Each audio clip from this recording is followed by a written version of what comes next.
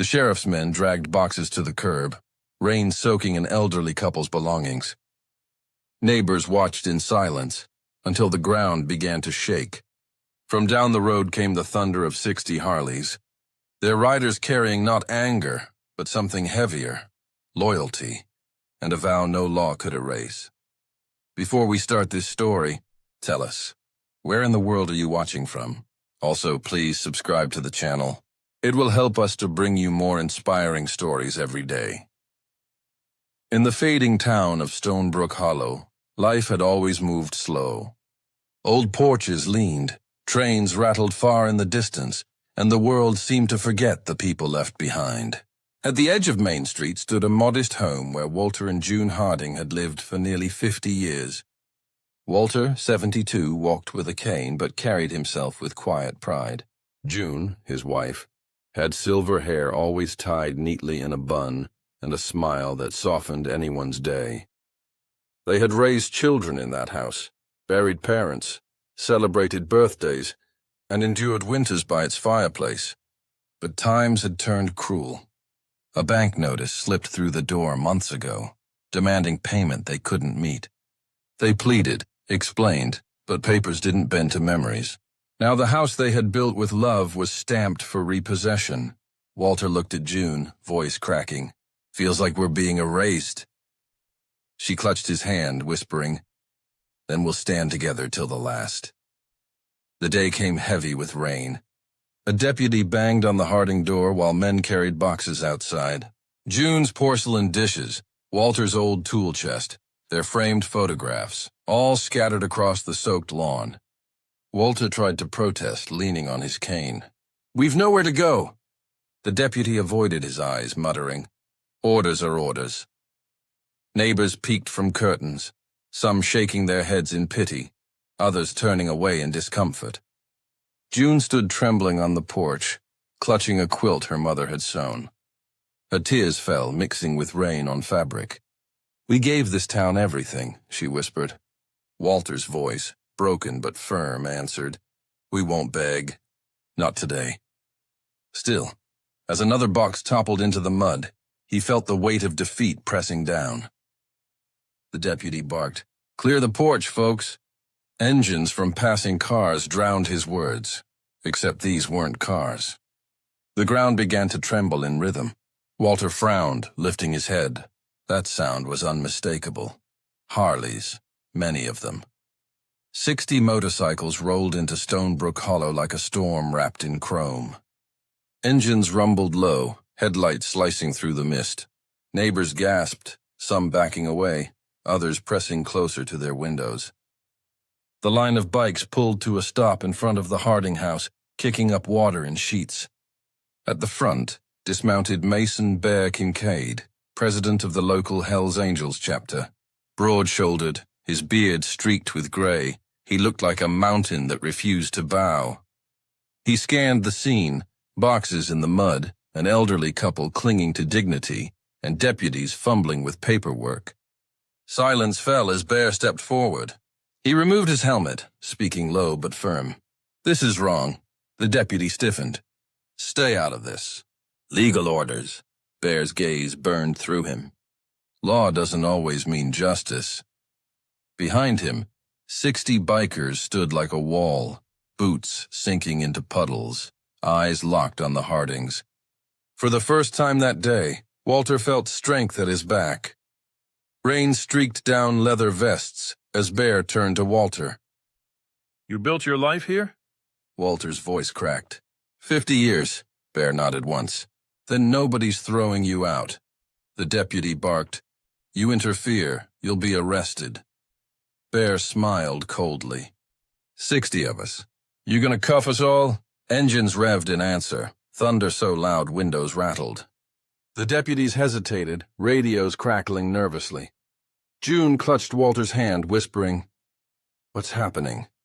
Walter whispered back, "Something I never thought I'd see." With calm precision, the angels began lifting the Hardings' belongings, carrying boxes back into the house. Sofas, lamps, dishes, even the quilt June clutched. They restored it all, step by step, as if reclaiming sacred ground. Neighbors spilled into the street, murmurs spreading like wildfire. Some cheered softly, others crossed themselves. By the time the last box was inside, the rain had eased. The house stood whole again, not by law's mercy, but by Brotherhood's defiance. Inside, Walter and June stood trembling as their home filled once more. Bear set Walter's old tool chest down with care, then met his eyes. Nobody deserves to be tossed out like trash. Walter's throat closed. Why us?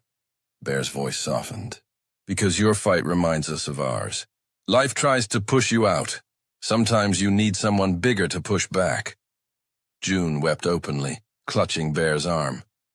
We don't know how to thank you. He shook his head. You don't owe us a thing. Your dignity's payment enough. Outside, the angels stood guard, their silhouettes strong against the dimming sky. Neighbors approached timidly, some bringing blankets, others whispering gratitude. For the first time, Stonebrook Hollow saw the angels not as menace, but as protectors. Walter sank into his old chair, tears in his eyes. He whispered to June, "We're still home." And with engines humming outside like a lullaby, the Hardings believed it. By dawn, the whole of Stonebrook Hollow buzzed with whispers. At the diner, folks leaned across counters. Did you hear? The angels moved Walter and June back inside. Another muttered, "They'll bring trouble down on all of us." But others smiled. Maybe trouble's what the bank deserves. Walter sat at his kitchen table, sipping coffee with shaking hands. June fussed at the stove, though her eyes darted constantly to the window.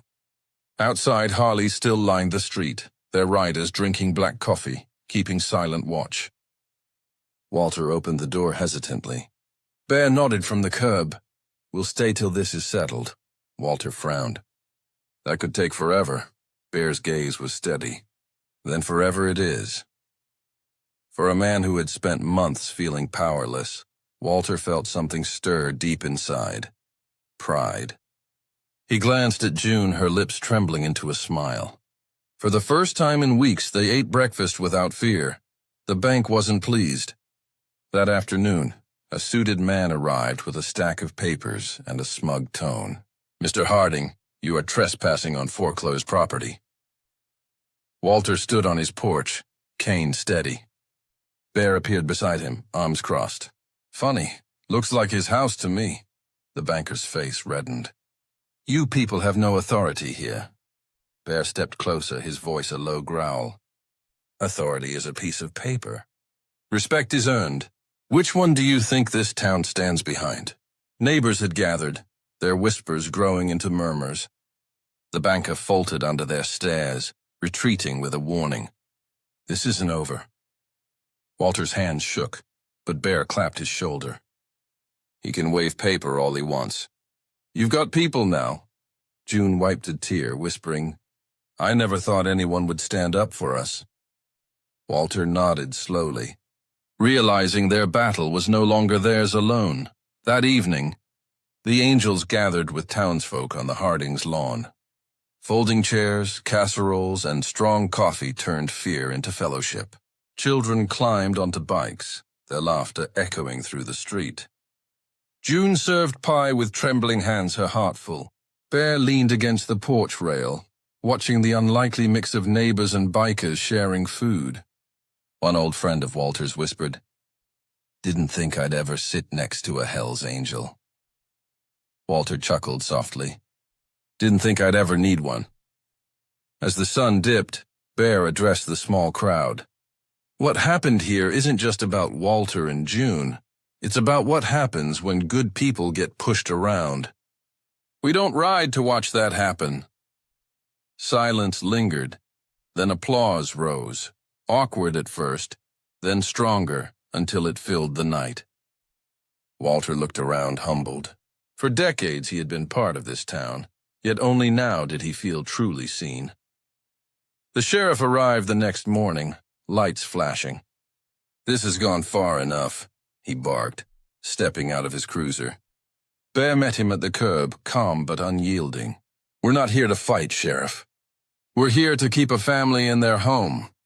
The sheriff gestured angrily. You can't take the law into your own hands.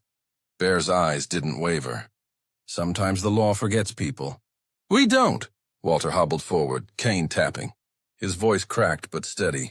Sheriff, I've lived here longer than you've worn that badge. If protecting my wife and home makes us criminals, then maybe you've forgotten what law is for. The crowd that had gathered murmured their agreement. The sheriff hesitated, then stepped back, muttering into his radio before leaving in frustration. June clutched Walter's hand tightly, whispering, You were braver than I've ever seen. Walter exhaled, feeling decades of quiet submission finally break into strength. The Hardings' stand lit a fire across Stonebrook Hollow. At church the next Sunday, whispers of heroes floated through the pews. At the grocery store, neighbors offered Walter rides, June hugs. Yet some still frowned. Angels don't stay forever, they warned. Walter simply smiled. Kindness lasts longer than paper. That afternoon, Bear sat with Walter on the porch. You taught this town something, Bear said quietly. Walter chuckled. Thought you were the teacher. Bear shook his head. We just showed up. You're the one who refused to bow. June joined them, carrying lemonade, her eyes glistening. You saved us. Bear's tone softened. No, ma'am. You reminded us why we fight at all. As the sun dipped low, Harleys lined the street, chrome glowing like armor.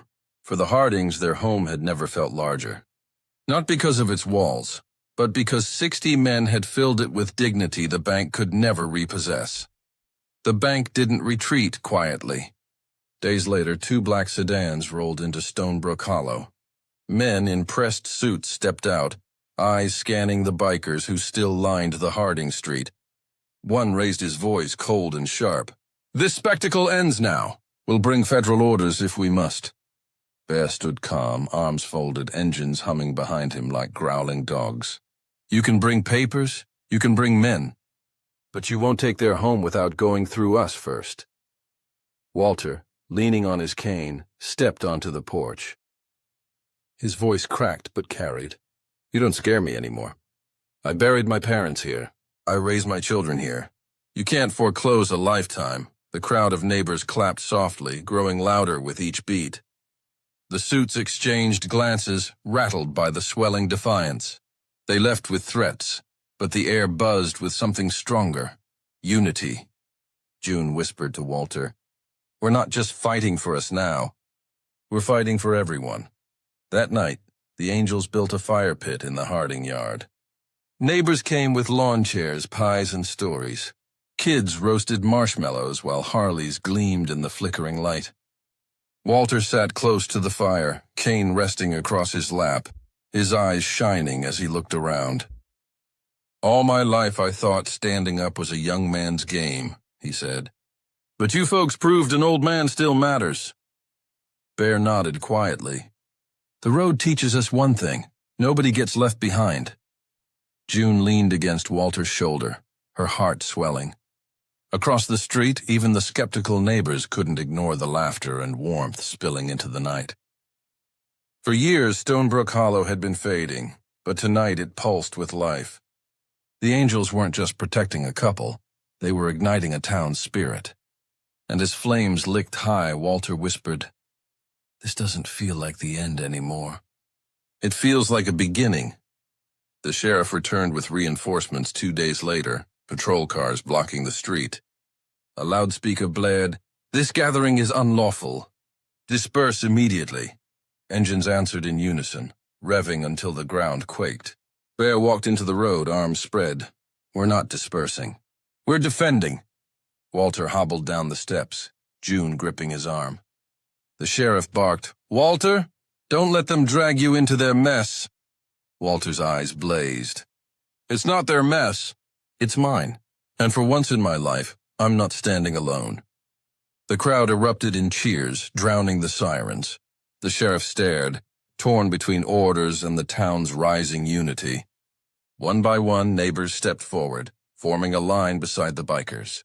Mothers, fathers, shopkeepers, even children clutching their parents' hands, all standing before the Hardings' home. For the first time, Stonebrook Hollow itself became the shield. And in that moment, even the sheriff understood. This wasn't just about law. It was about people refusing to surrender their soul. News spread beyond the town. Reporters arrived with cameras, filming the unlikely sight. Leather-clad bikers and quiet townsfolk united shoulder to shoulder. Interviews aired, headlines blazed. Hell's Angels protect elderly couple from eviction. Strangers from neighboring towns drove in, bringing food, blankets, and donations. June wept as she opened envelopes stuffed with cash, letters scribbled with words of hope. "You don't know us," she whispered, "but you stood up for us." Walter wiped his eyes, overwhelmed. The banker returned once more, furious at the attention. "You can't win this," he snarled. Bear met his glare. "Look around." They already did. The crowd roared, engines revved, and the banker stormed off, humiliated. For the first time in years, Stonebrook Hollow wasn't just a forgotten town on a map. It had become a symbol. Walter sat on his porch that night, staring at the stars. "Maybe," he said softly to June, "we're finally being seen." The standoff climaxed one stormy evening. Lightning cracked, rain poured, and the bank tried one last desperate move, sending men to board up the Harding house. But as they approached, 60 Harleys roared out of the darkness, headlights blazing like fire through the rain. Engines circled the house, forming a wall of steel.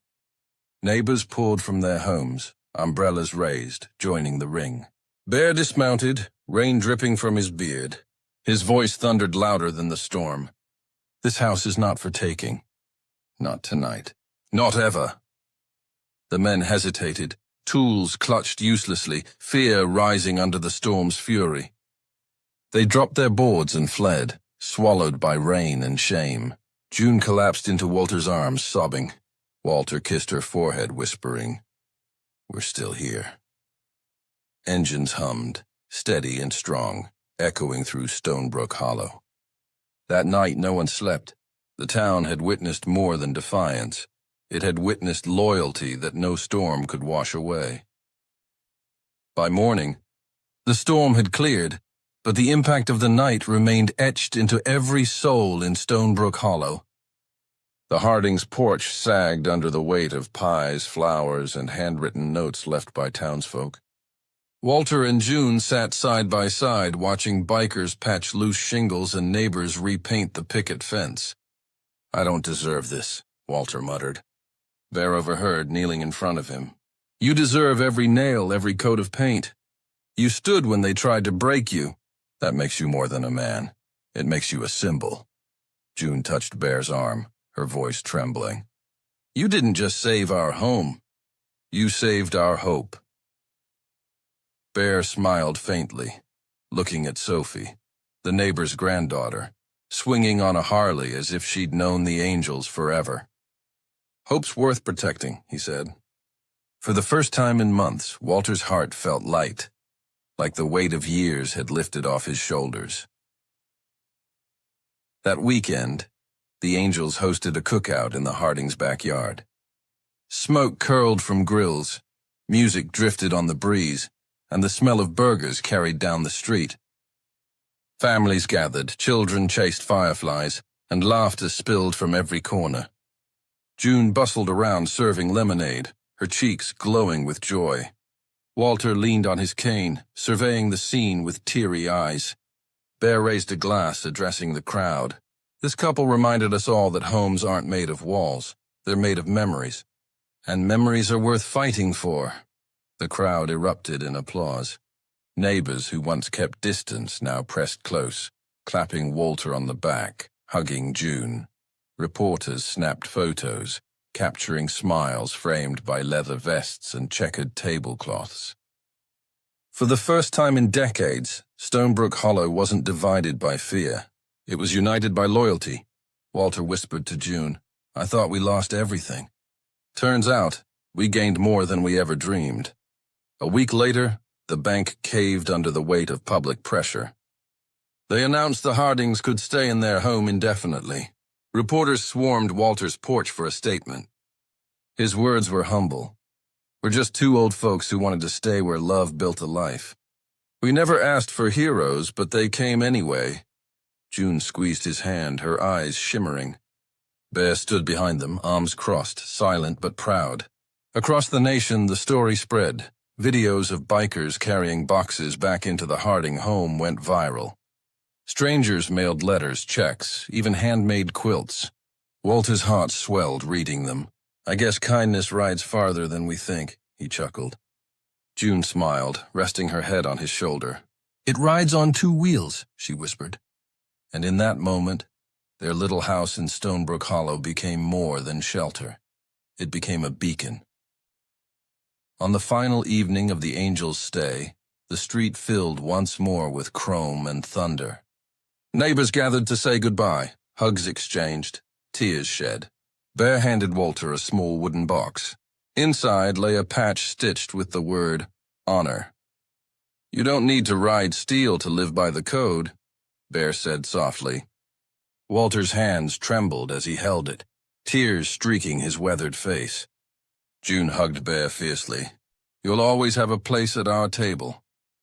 Engines roared in unison, not as menace but as tribute, echoing like a hymn through the hollow. The bikers rolled out slowly, headlights fading, leaving behind silence heavy with gratitude. Walter clutched the patch against his chest, whispering, "They gave us more than our home back." "They gave us our dignity," June nodded, her eyes glistening. "And they gave this town its heart." Months later, Walter sat on his porch, cane resting nearby while June quilted beside him. The house stood strong, brighter than ever, flowers blooming along the fence. A plaque hung by the doorway, carved with careful letters. "This home stands because loyalty stood first." Neighbors still stopped by. Children still played in the yard, and stories of that stormy night lingered like legend. Every so often, a faint rumble rolled through Stonebrook Hollow, Harleys passing on the distant highway. Walter would smile, his hand brushing the patch on his chest. "Still with us," he'd murmur. June would nod, her fingers never pausing on the quilt. Their house hadn't just been saved. It had been transformed into proof that dignity can be defended, that kindness can roar louder than fear, and that sometimes the fiercest guardians wear leather and ride steel. And in Stonebrook Hollow, no one would ever forget the day 60 angels turned a foreclosure into forever. When loyalty roared louder than law, dignity was restored.